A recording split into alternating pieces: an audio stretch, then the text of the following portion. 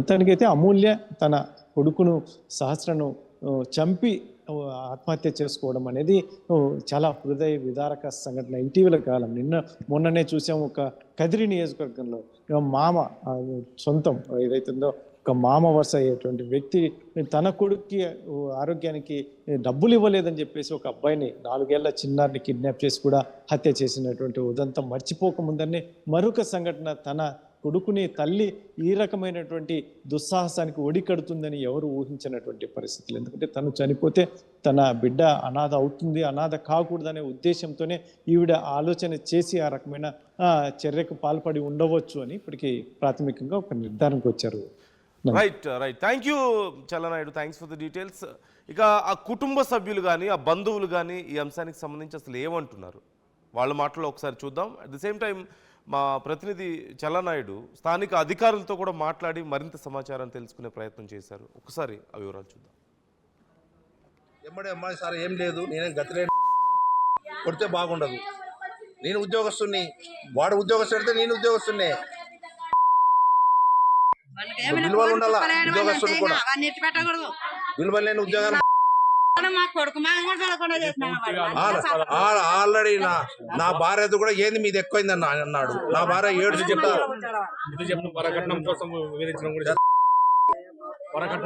Already డబ్బులు తండ్రికి ఇచ్చినాము కట్నము. ఇంకా కావాలంటే బిడ్డను అడిగింటాడు. ఏమైంది అంత లేదు ఆ పాపకి, అంత బాధ ఏమొచ్చింది. నాకుండేది కొడుకు అమెరికాలో ఉన్నాడు, ఉండేది నా కూతురు మనవాడి. ఎందుకు కొడతాడు అయితే కదా, ఎడ్యుకేటెడ్ అయితే కదా వాడు. పల్లెటూరు గొర్రె అర్థం, పల్లెటూరు దాన్ని పెళ్లి చేసుకోవాలా? నా కూతురు చదువుకున్న దాన్ని పెళ్లి చేసుకోవాలా? పల్లెటూరు కూలి మనిషిని చేసుకుంటే అయిపోయి కదా. నీకు ఎట్లా కావాలంటే అట్లా దూకుతుంది. వరకట్నం అడిగింటాడు, వరకట్నం వేధిస్తున్నాడు, పిల్లల్ని కొడుతున్నాడు. ఏం తేడు? కాయగూరలు తేడు.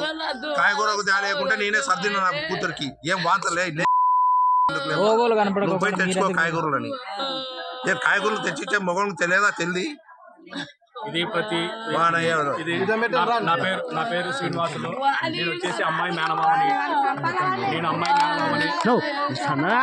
అక్కడ వచ్చేసి దాదాపుగా 1 సంవత్సరం 2 సంవత్సరం నుంచి ప్రతినిత్యం ఆ పాపను వేదనకు గురి చేస్తున్నాడు.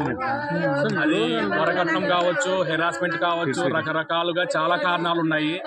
ఈ కారణాల వల్ల ఆ పాప మనసు చాలా కుంగి కృషించి ఈ తీవ్రమైనటువంటి నిర్ణయం తీసుకుంది. దీంట్లో అనుమానాస్పదంగా కూడా మాకు కొంత కనపడుతుంది. ఏమని, ఇది వాస్తవంగా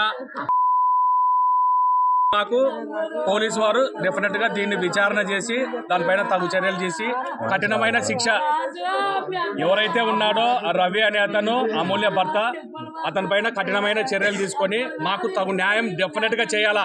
ఒక ఆడపిల్ల మామగా, ఒక ఆడపిల్ల తండ్రిగా నేను ఒకటే కోరుకుంటున్నా. లక్షల రూపాయలు కట్నం ఇచ్చినాం, దాదాపు 70 లక్షల రూపాయలు కట్నం ఇచ్చినాం. ఎందుకంటే అబ్బాయి డిప్యూటీ తహసీల్దార్ అని ఎక్కువ డిమాండ్ చేసినందువల్ల ఫస్ట్ ఇవ్వడం కూడా చాలా ఎక్కువ కట్నం ఇచ్చి పెళ్లి చేసినాం. తర్వాత కూడా నిత్యం వేధింపులకు గురి చేస్తూ మా పాపని ఈరోజు పొట్టలు పెట్టుకోవడానికి మూలకారకుడు ఆ డిప్యూటీ తహసీల్దార్ రవి రామగిరి మండలంలో ప్రజెంట్ ఇప్పుడు చేస్తున్నాడు. అతడు ఫోన్ చేసి చెప్పాడు, మీ పాప చనిపోయిందని చెప్పాడు నాకు ఫోన్ చేసి. ఫస్ట్ ఫోన్ నాకే వచ్చింది. మా పాప తర్వాత మేము మళ్ళీ అన్ని ఎంక్వైరీ చేసి వచ్చే లోపల తలుపులు పాల్గొంటున్నారు, లోపల పాప ఒక్కతే ఉంది అని వల్ల చెప్తా ఉన్నారు. దీంట్లో వాస్తవాలు ఎంత అనేది పోలీసు వారు తగు విచారణ చేసి మాకు నిజాలన్నీ బయట పెట్టవలసిందిగా మనవి చేసుకుంటాం. మా పాపకు న్యాయం జరగాల. ఈరోజు మా మనవడు, మా మేనకోడలు ఎట్లా కూడా అదే విధంగా డెఫినెట్గా శిక్ష పడాలా. శిక్ష పడేటట్టుగా పోలీస్ శాఖ వారు దీన్ని తగు చర్యలు తీసుకొని మాకు ఉపశమనం కలిగించాలా. ఇది మేము ముఖ్యంగా కోరుకుంటున్నది. గవర్నమెంట్ను కూడా మేము ఒకటే కోరుకుంటున్నాం. స్థానిక ప్రజాప్రతినిధులు కానీ, ముఖ్యమంత్రి చంద్రబాబు నాయుడు గారు కానీ, పవన్ కళ్యాణ్ కానీ, తర్వాత లోకేష్ గారు కానీ ఒకటి వినవ చేసుకుంటాం. మాకు న్యాయం చేయండి. లక్షల రూపాయలు కట్నం పోసి ఒక గవర్నమెంట్ ఉద్యోగస్తునికి మేము మా అమ్మాయిని ఇచ్చి పెళ్లి చేసినాం. కానీ ఈరోజు వేధింపులకు గురి చేసి ఇంకా అదనపు కట్నం కావాలని, తర్వాత రకరకాలుగా హెరాస్మెంట్ చేసి అమ్మాయిని తీవ్రమైన మానసిక వేదనకు గురి చేసి ఈరోజు ఇట్లా అయ్యేటట్టుగా చేయడానికి మూలకారకుడు అతనే. ఆ అమ్మాయి అమూల్య భర్తనే దీనికంతటికి మూలకారకుడు. కాబట్టి మాకు తగు చర్యలు తీసుకొని మంచి కఠినమైన శిక్ష. ఏ కారణం? వరకట్నం.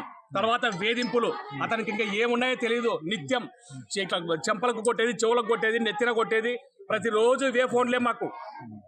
వద్దులేమ్మా, సర్దుకొని బతకాలమ్మా, ఎందుకమ్మా బజార్లో పడితే బాగుండదు. ఈ అమ్మాయి డిస్టింక్షన్ లో పాస్ అయింది, బీటెక్ పుల్లారెడ్డి ఇంజనీరింగ్ కాలేజీలో ఉంది కర్నూలులో. ఉద్యోగం వస్తే కూడా వద్దమ్మా, ఒకసాట ఉండి కాపురం చేసుకోండి ఉద్యోగం అనంతపురం నగరంలో డిప్యూటీ తహసీల్దార్ భార్య కుమారుడు మృతి చెందినటువంటి సంఘటన అనేది పెద్ద ఎత్తున కలిచివేస్తున్నటువంటి సంఘటన. ఎందుకంటే ఒక నిండు ప్రాణం చిన్నారిని కూడా ప్రాణాలు కోల్పోయినటువంటి నేపథ్యంలో మరి డిఎస్పీ గారు ఉన్నారు, ఏం చెప్తారు అసలు వారికి వచ్చిన సమాచారం ఏంటి, తదితర అంశాలతో మనతో మాట్లాడడానికి అనంతపూర్ టౌన్ డిఎస్పీ గారు ఉన్నారు, ఏం చెప్తారు సార్? ఏంటి మీకు వచ్చిన సమాచారం ఏంటి అమూల్య సహస్ర మృతి విషయం? ఈ బండ మీద రవి అని చెప్పేసి ఇతను తాడిబరి మండలం అగ్రహారం చెందిన విలేజ్ అతను.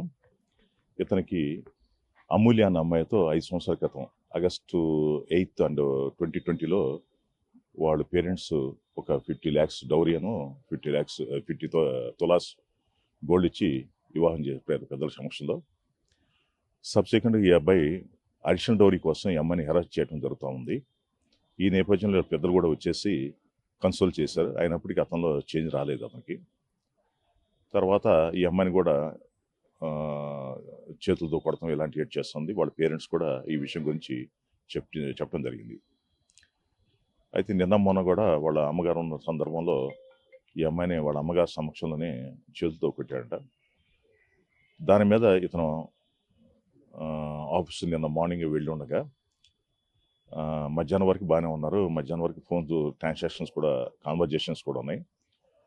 ఆఫ్టర్ 1:30 టైం స్పెసిఫిక్గా చెప్పలేం, 1:30 తర్వాత ఈ అమ్మాయి మెయిన్ డోరు తర్వాత లోపల బెడ్రూమ్ ఇవన్నీ లాక్ చేసుకొని చిన్నపిల్లాడు వాళ్ళకి 3.5 సంవత్సరం అబ్బాయి ఉన్నాడు, ఆ అబ్బాయిని కట్తో చేసి ఈ అమ్మాయి హ్యాంగ్ చేసుకోవడం జరిగింది. వాళ్ళ పేరెంట్స్ రాత్రి ఎర్లీ అవర్స్లో రావడం జరిగింది. వాళ్ళు ఏమంటారంటే మా అమ్మాయి మరణానికి ఈ అధిక కట్నం వలన జరిగింది, అధిక డిమాండ్ వలన జరిగింది. ఆ అబ్బాయి చెందిన అమ్మ నాన్నలు వీళ్ళంతా కలిసి ఈ విధంగా చేశారు కాబట్టి వాడి మీద తగిన చర్య తీసుకోమని రిపోర్ట్ మాకు ఇచ్చారు.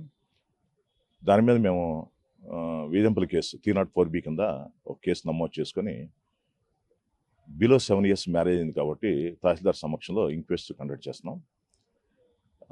అది కంప్లీట్ అయిపోయిన తర్వాత తదుపరి విచారణ పూర్తి చేస్తాం.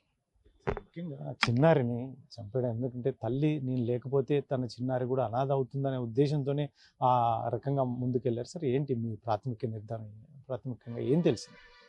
అది మైట్ బి మనం చెప్పలేము. ఇప్పుడు ఒక్కోసారి వాళ్ళ డెసిషన్ కూడా అలా ఉండొచ్చు మీరు అన్నట్టు, కానీ ఏదైనా కొంచెం విచారణ ఇప్పుడే స్టార్ట్ అయింది కాబట్టి మనకి తదుపరి విచారణ తెలుస్తుంది. అది బంధువులు కూడా చెప్తున్నది అదే, మాకు చాలాసార్లు మమ్మల్ని మా అమ్మాయిని అరెస్ట్ చేశారు అని చెప్పేసి. ఇది ఎంతవరకు నిజం సార్? ఇది ఎంత పూర్తి విచారణలో తేలే అవకాశం ఉంటుంది? ఏదేమైనా అమ్మాయికి హెరాస్మెంట్ లేకపోతే ఈ విధమైన డెసిషన్ తీసుకోదు.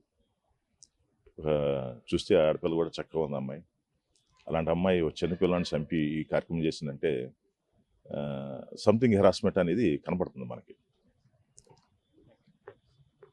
మొత్తం మీద అయితే మాత్రం శాస్త్ర సంబంధించిన అమూల్యకు సంబంధించిన ఏదైతే ఉందో అది మృతి అనేది చాలా పెద్ద ఎత్తున, ఎందుకంటే అనంతపురం నగరంలోనే కాదు చాలా పెద్ద సంచలనంగా మారినటువంటి అంశం. ఎందుకంటే తను చనిపోతూ కూడా తన చిన్నారిని ఆ రకంగా తను చేసిందా, మళ్ళీ ఏ కారణాలతో చేసింది అనేది పూర్తి విచారణలో తేలే అవకాశం ఉంటుంది. ముఖ్యంగా హరాస్మెంట్ అనేది, ఎందుకంటే డౌరీ హరాస్మెంట్ అనేది వారి బంధువులు ఇప్పటికే చెప్తున్నారు ప్రాథమికంగా. కాకపోతే మేము పూర్తి పోస్ట్ మార్టం కావచ్చు, అంటే అక్కడ జరిగినటువంటి సంఘటన పూర్వాపరాలు మధ్యాహ్నం 1:30 దాకా మాత్రం తను ఉంది. ఆ తర్వాత తను ఈ రకమైనటువంటి నిర్ణయం తీసుకున్నటువంటి నేపథ్యంలో, ఎందుకంటే గతంలో కూడా తన తల్లి ఎదుటే అతను కాస్త చేయి చేసుకున్నటువంటి అంశాలు కూడా బంధువులు పోలీసులకు చెప్పినట్టుగా తెలుస్తుంది. మరి పూర్తి అంశాలు ఈ పోస్ట్ మార్టం రిపోర్ట్ తర్వాత పోలీసుల ఎంక్వైరీ తర్వాత పూర్తిగా తెలిసే అవకాశం ఉంది. ఖచ్చితంగా వీటి మీద సమగ్ర విచారణ చేసి తగిన చర్యలు కూడా తీసుకుంటాము అని చెప్పేసి అనంతపూర్ టౌన్ డిఎస్పీ చెప్తున్నటువంటి నేపథ్యం. అసలైన తొలి వెలుగు.